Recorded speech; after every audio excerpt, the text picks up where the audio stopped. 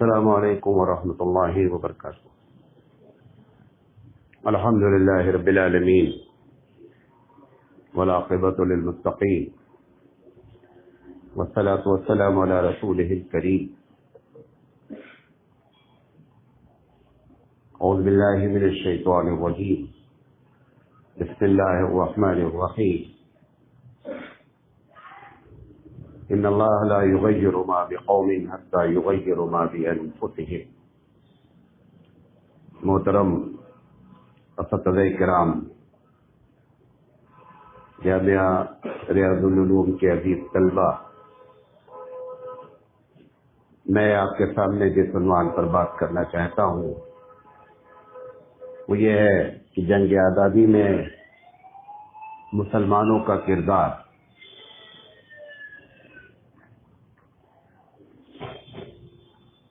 میں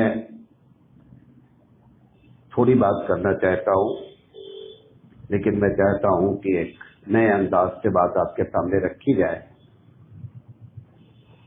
سب سے پہلی چیز تو یہ ہے کہ آخر پورے بھارت میں مسلمانوں کو ہی اس عنوان پہ تقریر کرنے کی کیوں ضرورت پیش آتی ہے کہ جنگ آزادی میں ہمارا کردار ہے۔ یہ آخر ہم کو آپ دیکھیں، آج پورے بھارت میں آزادی کا جشن منایا جا رہا ہے۔ کسی سکھ بینر کے نیچے یہ عنوان نہیں دیا گیا۔ کوئی کرسچن، جو بھی منارٹیز ہیں، جو بھی اقلیت ہیں بھارت میں، کوئی بھی اس عنوان کے تحت گفتگو نہیں کر رہی ہیں کہ ہمارا جنگ آزادی میں کردار ہے۔ ہم کو آخر اس کے کرنے کی ضرورت کیوں پیش آ رہی ہے، بلکہ مستقل پچھلے 30-40 سالوں سے ہم یہ عنوان پر بات کر رہے ہیں، کتابیں لکھ رہے ہیں، باتیں کر رہے ہیں، تو اس کی بنیادی وجہ کیا ہے، یہ ایک بات کرنا چاہتے ہیں۔ اور دوسری بات ہم یہ کرنا چاہتے ہیں کہ تاریخ سے ہٹ کر، یعنی تاریخ سے ہٹ کر کے، کیونکہ تاریخ میں جو باتیں لکھی ہوئی ہیں ان کو یا تو لکھی ہی نہیں گئی ہیں، اور جو لکھی ہوئی ہیں ان کو ہم یا تو پیش نہیں کر پا رہے ہیں کہ لوگوں کے دل میں یہ بات تاریخ کے حوالے سے نہیں اتر پا رہی ہے غیروں کے کہ ہندوستان کی آزادی میں ہمارا کردار رہا ہے۔ جب کوئی آدمی نقلی لحاظ سے، نقلی سمجھتے ہیں جو ہم لوگوں کی اصطلاح ہے کہ جو کتابوں میں حوالے ہوتے ہیں، نقلی لحاظ سے اگر کسی کی بات سمجھ میں نہیں آتی ہے تو پھر اس کا دوسرا طریقہ ہے کہ اس کو عقلی لحاظ سے سمجھایا جائے۔ اور عقلی لحاظ سے سمجھانے کا فائدہ یہ ہوتا ہے کہ اس میں کسی حوالے کی ضرورت نہیں ہوتی ہے، ہر اس شخص سے بات کہی جاتی ہے جس کو اللہ تعالیٰ نے عقل دیا ہے۔ تو ہم آج نقلی حوالے کے بجائے عقلی حوالوں سے یہ بات سمجھانے کی کوشش کریں گے، پورے بھارت کے ہی نہیں بلکہ پوری دنیا کے لوگوں کو، کہ ہندوستان کی آزادی میں ہمارا کردار منطقی ہے۔ یہ دو باتیں ہم کرنا چاہتے ہیں۔ اللہ تعالیٰ سے ہم دعا کرتے ہیں کہ اللہ تعالیٰ جو ہے وہ صحیح بات ہم اپنی سمجھا لے جائیں اور لوگوں کے دل میں صحیح بات اتر جائے۔ یہ جو عنوان رکھا گیا کہ ہندوستان کی آزادی میں مسلمانوں کا کردار، اچھا ایمانداری سے بتائیے کہ پولیس اسٹیشن میں FIR درج کون کراتا ہے؟ جس کے اوپر ظلم ہوتا ہے وہ جا کر کے FIR درج کراتا ہے۔ کبھی آج تک کسی چور نے FIR کرایا ہے کہ میں نے چوری کی ہے لہذا میرے خلاف FIR درج کرایا جائے؟ درج ہمیشہ FIR وہ کراتا ہے، اپیل وہ کرتا ہے، ریکویسٹ وہ ڈالتا ہے جس کے اوپر ظلم ہوتا ہے۔ چونکہ ہم کو تاریخ نے بلایا لہذا ہم مجبور ہیں اس عنوان پر تقریر کرنے کے لیے، نمبر 1۔ نمبر 2، جو لوگ تقریر اس عنوان پہ نہیں کر رہے ہیں، اس کی 2 وجہ ہو سکتی ہے۔ پہلی وجہ یہ ہو سکتی ہے کہ ان کو بلایا ہی نہیں گیا، یعنی ان کا تاریخ میں ذکر ہے، لوگ ان کو جانتے ہیں، لہذا ان کو اس عنوان پر تقریر کرنے کی ضرورت نہیں ہے۔ اور دوسری وجہ یہ ہو سکتی ہے کہ ان کا اس میں کوئی رول ہی نہیں ہو کہ وہ اس بات کو لوگوں کے سامنے کیسے پیش کریں کہ ہمارا بھی کوئی کردار رہا ہے۔ یہ دونوں وجہ ہو سکتی ہیں۔ تو بہرحال ہمارے عنوان رکھنے کی بنیادی وجہ یہ ہے کہ ہم کو تاریخ سے بھلایا جا رہا ہے، بلکہ بھلا دیا گیا ہے لہذا ہم مجبور ہیں اپنے بھارت واسیوں کو اور پورے دنیا کے لوگوں کو یہ بتانے کے لیے کہ اس میں ہمارا کیا کردار رہا ہے۔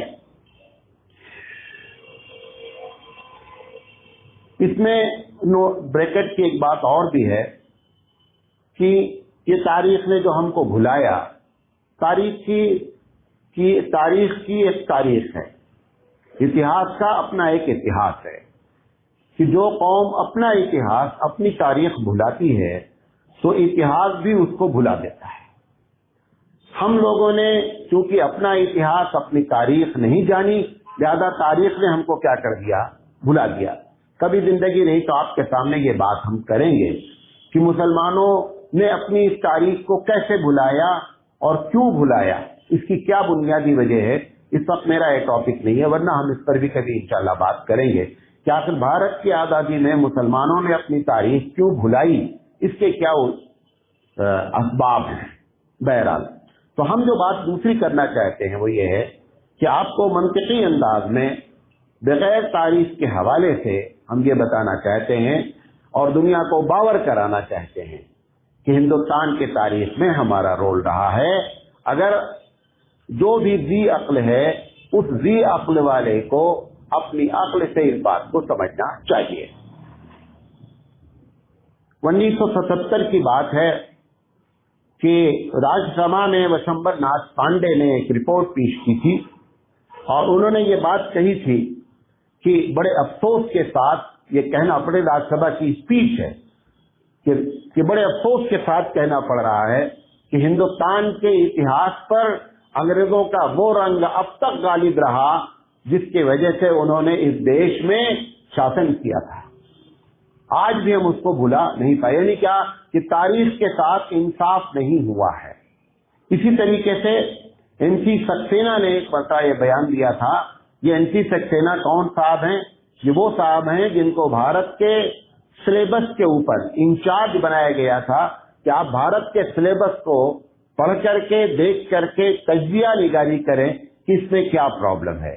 تو انہوں نے یہ کہا تھا کہ بھارت کے اتہاس کے ساتھ جو ہے وہ اتہاس نے انصاف نہیں کیا ہے، اور یہ اشارہ اسی طرف تھا کہ ایک منورٹی کو پورا کا پورا جو ہے وہ اگنور کیا گیا ہے اور اس کو نکال دیا گیا ہے۔ بہرحال ہم اب بات کرتے ہیں پوائنٹ وائز، کیونکہ آپ لوگ جو ہے وہ تقریریں بھی کرتے رہتے ہیں، لہذا اس کو آپ نوٹ کریں ایک ایک پوائنٹ، تاکہ جہاں اٹھیں بیٹھیں بات کریں آپ کو اس کا پورا اندازہ ہو کہ یہ بات اس ٹاپک پر کیسے کی جائے گی۔ نمبر 1، ہندوستان میں کہنے کے لیے انگریز 1601 میں آیا، 1601 میں آیا اور 1947 میں اس نے بھارت کو چھوڑا، لیکن 1857 میں اس نے دلی کے لال قلعے پہ جھنڈا گاڑا، کلکتہ سے گھسا تھا اور دلی تک پہنچا تھا۔ کلکتہ سے لے کر دلی تک جتنی بھی سطح، جتنی بھی حکومت تھی، سب مسلمانوں کی حکومت تھی۔ مسلمانوں کی حکومت ہونا اس بات کی دلیل ہے کہ دشمنی وہ کرے گا جس کی حکومت گئی ہے، جس کی سطح جس کے ہاتھ سے گئی ہے وہ دشمنی کرے گا۔ بقیہ لوگوں کا کیا گیا ہے؟ بقیہ آپ زیادہ سے زیادہ کہہ سکتے ہیں کہ انگریزوں نے آپ کو غلام بنایا، اس کے علاوہ غلام ہم بھی بنے، غلام تم بھی بنے، لیکن ہم غلام بنے کیسے؟ ہمارے ہاتھ میں سطح تھی اور ہم غلام بنے، تو ہماری دشمنی اور تمہاری دشمنی میں زمین آسمان کا فرق ہوگا۔ ایک بات۔ دوسری بات یہ ہے کہ غلام تو ہم اس وقت بھی تھے جب بابر آیا، 1526 میں بابر آیا اور بہادر شاہ ظفر اس کی آخری کڑی ہے 1857 کی۔ غلام تو ہم تب بھی تھے، لیکن کبھی آپ نے اس بات پہ سوچا ہے کہ آخر بھارت واسیوں نے بابر اور اس کے پہلے آخر اس دیش میں آزادی کی لڑائی کیوں نہیں چھیڑی؟ اگر غلامی مقصد ہے کہ غلامی کے خلاف ہم لڑے، انگریزوں کے خلاف، تو غلام تو ہم بابر کے زمانے میں بھی تھے، غلام تو ہم اکبر کے زمانے میں بھی تھے، لیکن اس کے باوجود بھارت واسیوں نے غلامی کی لڑائی نہیں چھیڑی۔ یہ اس بات کی دلیل ہے کہ مسلمانوں نے حکومت کی تھی لیکن غلام نہیں بنایا تھا۔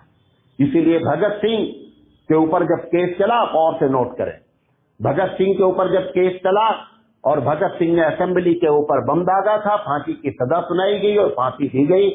تو انگریز جج نے پوچھا بھگت سنگھ سے کہ these people rolled 850 years, مسلمانوں کی طرح اشارہ کر کے انگریز جج نے پوچھا کہ ان مسلمانوں نے تم پر 850 سال حکومت کی, but you did not throw the bomb, لیکن آپ نے ان کے خلاف کبھی بم نہیں پھینکا. اور آخر اس کی کیا وجہ ہے کہ وی ہیو جسٹ 150 ایئرس, اور اس میں آپ نے بم داغ دیا. تو بھگت سنگھ نے تاریخی جواب دیا جو ریکارڈڈ ہے. بھگت سنگھ نے کہا کہ ان 850 سال میں انہوں نے بھارت کو غلام نہیں بنایا تھا, انہوں نے بھارت کو سونے کی چڑیا بنائی تھی, اور جس کی وجہ سے تمہاری نیت خراب ہوئی اور تم نے اس کے اوپر حملہ کیا. ہم 850 سال ان کے حکومت میں رہے, لیکن ہم نے یہ نہیں محسوس کیا کہ ہم غلام ہیں, اور تم نے ہم کو 150 سال کے اندر کیا کیا, غلامی کی زنجیروں میں جکڑ دیا, اس لیے بم داغا گیا ہے. نمبر 1. تو پوائنٹ کیا ہوا کہ جس کی ستا گئی ہے دشمنی اس سے ہوگی. کلکتہ سے لے کر وہ سراج الدولہ ہوں یا آصف الدولہ ہوں یا بہادر شاہ ظفر ہوں یا لکھنؤ کے نواب ہوں یا بیجاپور کے نواب ہوں, جتنے بھی ہیں, چاہے حیدرآباد کے نواب ہوں, ستا مسلمانوں کی گئی ہے. لہذا دشمنی مسلمان کریں گے اور ان کے خلاف مسلمان اپنا کردار ادا کریں گے. نمبر 1. نمبر 2, آپ نے کبھی اس پر غور کیا ہے کہ انگریزوں نے اتنے بڑے دنیا میں بھارت کو کیوں چنا؟ آخر ایک پلاننگ کے ساتھ یہ چنا گیا کہ تجارت کے ذریعے داخل ہوں گے اور پھر بھارت کو کیا کریں گے, اپنے قبضے میں لیں گے. آپ نے کبھی اس پر غور کیا ہے کہ پوری دنیا میں انگریزوں نے اس کا سلیکشن کیوں کیا؟ حقیقت کیا ہے؟ صلاح الدین ایوبی رحمت اللہ علیہ سے جس وقت یہ حقیقت میں دیکھا جائے تو مسلم ورسس کرسچن جنگ تھی, لیکن اس کو یہ نام نہیں دیا جا رہا تھا, اس کو ایک دوسرا نام دیا گیا. تو حقیقت میں یہ صلاح الدین ایوبی رحمت اللہ علیہ سے جو یہ ہاری تھی قوم, اس ہار کا بدلہ لینے کے لیے مسلمانوں کو چنا گیا. جس وقت 1601 میں یہ آئے ہیں اور 1857 پر ان کا قبضہ ہوا ہے, پوری دنیا میں بھارت سے بڑی کوئی بھی حکومت مسلمانوں کی موجود نہیں تھی. لہذا یہ بدلہ لینے کی نیت سے بھارت کو چنا گیا. تو پتہ چلا کہ آپ کا ٹارگٹ ہی مسلمان تھے. آپ کا ٹارگٹ کون تھا؟ مسلمان تھے. لہذا دشمنی ہم سے ہوگی, ہم اس میں کردار ادا کریں گے. بقیہ لوگ آئیں گے لیکن بعد میں آئیں گے, ہم ٹاپ پر رہیں گے کیونکہ تمہاری دشمنی ہم سے ہوئی ہے. یہ دوسری وجہ ہے بنیادی. تیسری چیز, جب ہندوستان میں 1857 میں کیا کہتے ہیں معاملہ خراب ہوا تو سب سے پہلا فتویٰ جس نے دیا, اور فتویٰ دینے کی وجہ کیا تھی کہ مسلمانوں کا ایک مزاج ہے آج بھی اور ہمیشہ سے اور ہمیشہ تک. کیا مزاج ہے؟ کسی چیز کو اگر آپ مذہب سے جوڑ دیں گے تو مسلمان کی دلچسپی کیا ہوگی؟ بڑھ جائے گی. اگر اس کو مذہب سے آپ الگ کر کے بات کریں گے تو کچھ لوگ دلچسپی لیں گے, لیکن ایک بڑی تعداد موتق ہی حصہ اس چیز میں دلچسپی لے, ایسا نہیں ہوتا ہے. محدث عبد العزیز رحمت اللہ علیہ یا فضل خیر آبادی دونوں نے ایک ساتھ فتویٰ دیا جہاد کا, اور جہاد کو انگلش میں کہتے ہیں ہولی وار. جہاد کا لفظ استعمال ہونے کا مطلب یہ ہے کہ اس کا تعلق دھرم سے جوڑا گیا. اس لڑائی کو محض ایک لڑائی نہیں مانی مسلمانوں نے. مسلمانوں نے اس لڑائی کو دھرم کے نام پر لڑنا شروع کیا, اور جب اس کا جہاد کا فتویٰ دیا گیا تو جو مسلمان انوالو نہیں تھے وہ بھی اس میں انوالو ہوئے. لہذا دشمنی ہم سے ہوگی. کسی نے جہاد کا فتویٰ نہیں دیا. ہر قوم کے اندر جہاد کی طرح کوئی نہ کوئی چیز موجود ہے, لیکن دھارمک رنگ میں اس کو رنگ دینے والے کون ہیں؟ مسلمان ہیں. لہذا ہم نے جہاد کا فتویٰ دیا, لہذا اس لڑائی میں ہم سب سے آگے آئیں گے کیونکہ ہماری دشمنی آپ سے ہوئی ہے. نمبر 4, انگریزوں نے ہندوستان پہ جب جھنڈا گاڑ دیا 1857 میں تو ایک ٹیلی گرام آیا. کیا آیا؟ جگہ ان کو سوتے تو ہم کو نیند آتی. ایک ٹیلی گرام آیا برطانیہ سے, اور اس بات پہ ٹیلی گرام تھا کہ 1601 سے لے کر 1857 तक हमको दिल्ली से कलकत्ता के सफर में टाइम लगा। टेलीग्राम में लिखा हुआ था कि ये 1857 की जंग उलमा से जंग है, ये टेलीग्राम आया था। उसके बाद लिखा हुआ था, यहाँ के कमांडर को लिखा हुआ था, मुझे नाम नहीं याद है, बाद में नाम बता सकता हूं, उसने लिखा हुआ था कि इसके बाद जहां टोपी और दाढ़ी नजर आए, एक एक को बगैर मुकदमा चलाए इनको फांसी पे चढ़ा दिया जाए। वो लिखता है जिसने उस टेलीग्राम को रिसीव किया कि फिर क्या था, उसके जुमले हैं, फिर क्या था, हमारी गोलियां टोपियां तलाश करती थी और दाढ़ियां तलाश करती थी, नामालूम कितने लोगों को हमने बगैर मुकदमा चलाए हुए गोलियों का निशाना बनाया। तो अंग्रेज ने भी इस बात को महसूस किया कि ये जंग मुसलमान नहीं उलमा की जंग थी। ये किसकी जंग थी? उलमा की जंग थी। सही तारीखों में 1959, 1859, 1860 और 1861, इन 3 सालों में अंग्रेज राइटर लिखता है कि 22,500 लोगों को तकरीबन हमने उलमा को फांसी पे चढ़ाया है। ये हमने नहीं लिखा है, ये उन्होंने लिखा है कि उसमें इस 3 सालों में हमने इतना उलमा को चढ़ाया। लिहाजा ये अंग्रेज खुद महसूस करते थे कि दुश्मनी उलमा से है। क्यों उलमा से दुश्मनी थी? 2 वजह थी, 2 वजह बुनियादी थी उलमा से दुश्मनी क्यों रखी गई। नंबर 1, कासिम नानोतवी रहमतुल्लाह अलैह को ब्रिटिश पार्लियामेंट की एक बात लीक की और ब्रिटिश पार्लियामेंट में 1857 के बाद जब जश्न मनाया गया पार्लियामेंट में, लोगों ने थपथपा करके खुशियां मनाई। उस वक्त एक साहब ने पूछा कि आखिर इतना लंबा अरसा क्यों लगा कलकत्ता से दिल्ली जाने में, 255 साल लगा हमको। तो जवाब देने वाले ने जवाब दिया कि उस पूरे रास्ते में जो रुकावट बने रहे वो उलमा इकराम थे। लिहाजा उस दिन तय किया गया कि उलमा के खिलाफ जंग छोड़ी जाएगी। कैसी जंग छोड़ी जाएगी मालूम आपको? 2 तरीके की। एक तो वो बताया आपको जो मारे गए, उलमा मारने से नहीं घबराते, हमेशा हमने खून दिया है और हमेशा देते रहते। उलमा से उन्होंने ये किया कि 2 चीजें अंग्रेजों ने कहा कि 2 चीजें अगर उलमा के साथ कर दी जाएंगी तब नतीजा ये होगा कि हम भारत पर आसानी से हुकूमत कर पाएंगे। कब्जा नहीं, कब्जा तो हो चुका है, हुकूमत करने के लिए भी अभी खतरा कौन बने हुए हैं? उलमा ही बने हुए हैं। उन्होंने कहा 2 काम करना है। पहला काम ये करना है कि जितने भी जॉब हैं उसमें ऐसी तरतीब अख्तियार किया जाए कि इनकी डिग्री किसी काम की ना रह जाए, लिहाजा माशी लिहाज से इनको तंग से तंगतर कर दिया जाए। ये पहला काम। और दूसरा ये कि उलमा पर ऐसा काम किया जाए कि पब्लिक का एतमाद इनके ऊपर से खत्म हो जाए। आप देखते हैं कभी कभी मुहावरे बनते हैं, ये मुहावरे शुरू में जो बनाए गए, हर मुहावरे के पीछे एक कहानी होती है। जो ऑक्सफोर्ड कॉलेज कलकत्ता में कायम किया गया था, जो उर्दू और इंग्लिश इसको ट्रांसलेट करता था और वहां से उर्दू जबान को अंग्रेजों को सिखाया जाता था, उस ऑक्सफोर्ड कॉलेज के जो मुहावरे हैं उसमें ये जो आप सुनते हैं ना कि 2 मुल्ला ने मुर्गी हराम, ये मुहावरा उन्होंने बनाया ताकि अवाम के दरमियान में उलमा की नाकदरी और बेइज्जती की जाए।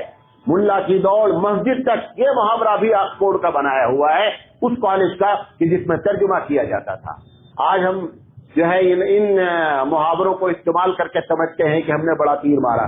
ये हकीकत में ऐसा किया गया ताकि उलमा पर से अवाम का एतमाद अगर खत्म हो जाएगा तो ये लीडर लेस हो जाएंगे, इनका लीडर कोई नहीं रह जाएगा। और जिसमें कामयाब हो गए, आज मुसलमानों का कोई एक आलिम भी ऐसा नहीं है कि जिसके ऊपर भारत की 40% मुस्लिम आबादी भी एतमाद करती हो।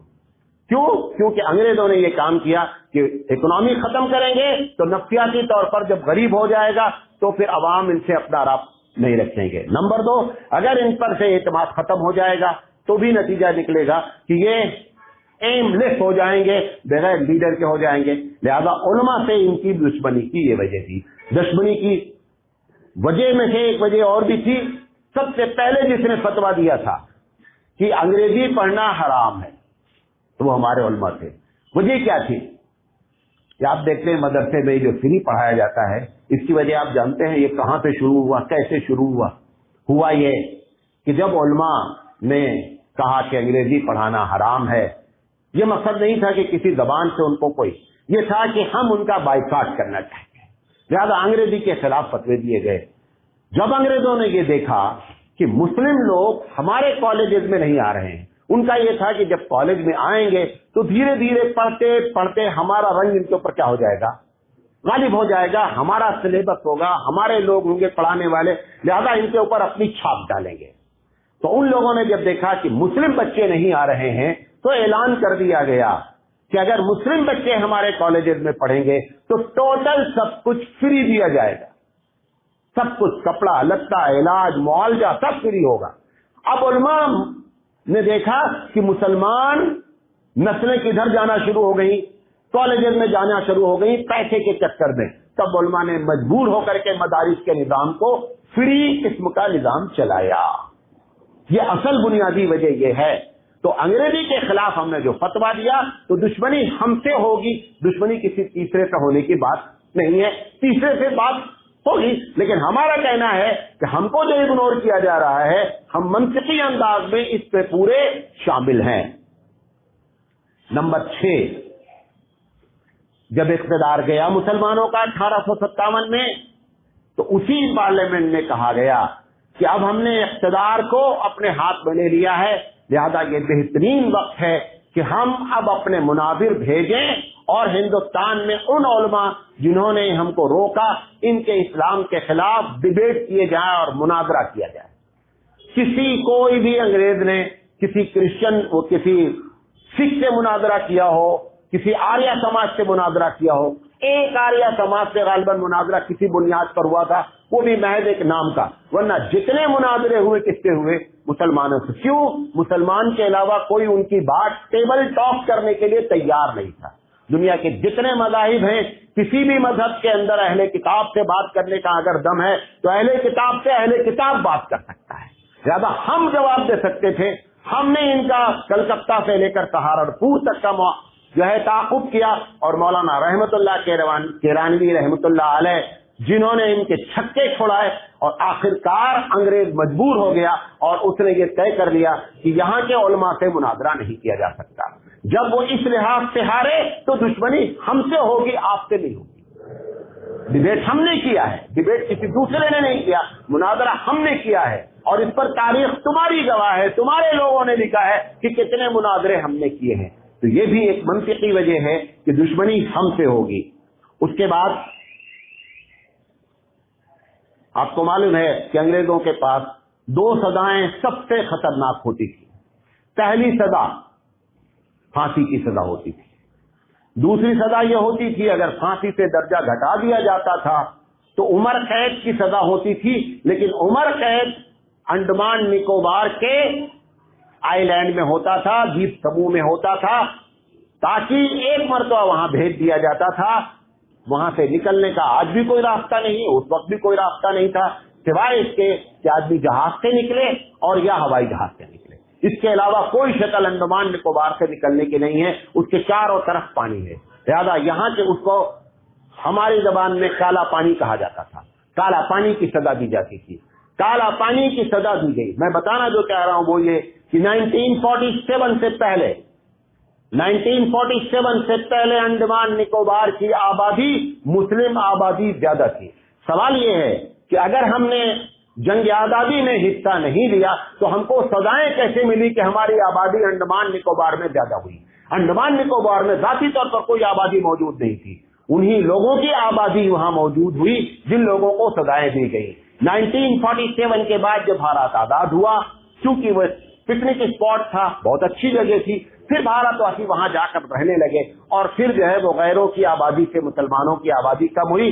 لیکن 1947 سے پہلے تک یہاں پر مسلمانوں کی آبادی زیادہ تھی، کیونکہ سزائیں ہم کو دی گئی، حصہ ہم نے لیا، کیس ہم پر چلا، سزائیں ہم کو سنائی گئی، لہذا ہماری آبادی زیادہ ہوئی. آخری بات، 1869 میں ایک پیپر نکلا تھا، اس کی کٹنگ آج بھی کہیں رکھی ہے، بعض ہماری کتابوں میں بھی چھپی ہوئی ہے. 1869 میں ایک جاب کے لیے نکلا تھا، اس کے نیچے نوٹ لگا ہوا تھا کہ جاب not for Muslims. क्यों? क्योंकि दुश्मनी तुमसे हमारी है. जॉब सबको दी जाएगी लेकिन मुसलमान को जॉब नहीं दी जाएगी. क्यों? क्योंकि हमारी दुश्मनी उनसे आपसे चल रही है. पंडित जी से कोई दुश्मनी नहीं है, दुश्मनी हमसे हुई है. लिहाजा हमारे लिए जॉब को क्या किया गया? खत्म किया गया. फिर आखिरी बात, एक और पॉइंट रह गया, उसको बता देते हैं. आपको मालूम है कि जब भारत में बाबर आया 1526 में, कुछ दिन के बाद बाबर ने हुकूमत मजबूत की. भारत बहुत बड़ा था, अकबर के जमाने में और बड़ा हुआ, लेकिन बाबर ने तकरीबन 85% कवानीन कुरान के नाफिज कर रखे थे. 85% कुरान के कानून थे. और जब अंग्रेज आया 1857 में, इसने सत्ता संभाली, तो 1860 में सबसे पहले इसने क्या किया कि क्योंकि उसको इस्लाम से नफरत थी, उसने सबसे पहले क्रिमिनल लॉ को चेंज किया. क्यों? उसे, हालांकि उस क्रिमिनल लॉ के जरिए आप कभी भी भारत को गुलाम नहीं बना सकते थे, क्योंकि अंग्रेज, बाबर ने हुकूमत की कहने के लिए गुलामी थी, लेकिन क्योंकि इस्लामी कानून गुलामी का हमेशा मुखालिफ रहा है. लिहाजा अगर बाबर के कानून को चलाया जाता तो इस्लामी लोग, भारतवासी गुलाम नहीं बन सकते थे. लिहाजा अंग्रेजों ने सबसे पहले आने के बाद 1860 में जिस कानून को चेंज किया, क्रिमिनल लॉ को चेंज किया.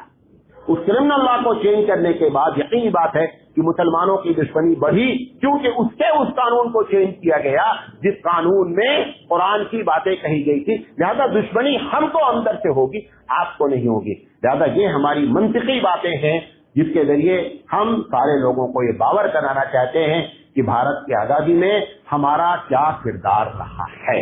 ये बात आप जहां उठें, बैठें, बातें करें, बताएं, और रोना दूसरे से रोने के बजाय सबसे पहले अपनी तारीख को आप खुद जानें. और अगर हम अपनी तारीख को भुला देंगे तो उसका नतीजा निकलेगा कि तारीख हमको भुला देगी. समझोगे तो मिट जाओगे हिंदुस्तान वालों, तुम्हारी दास्तां तकदीर होगी दास्तानों में. वाखिर दावाना अनिल हम्दुलिल्लाहि रब्बिल आलमीन.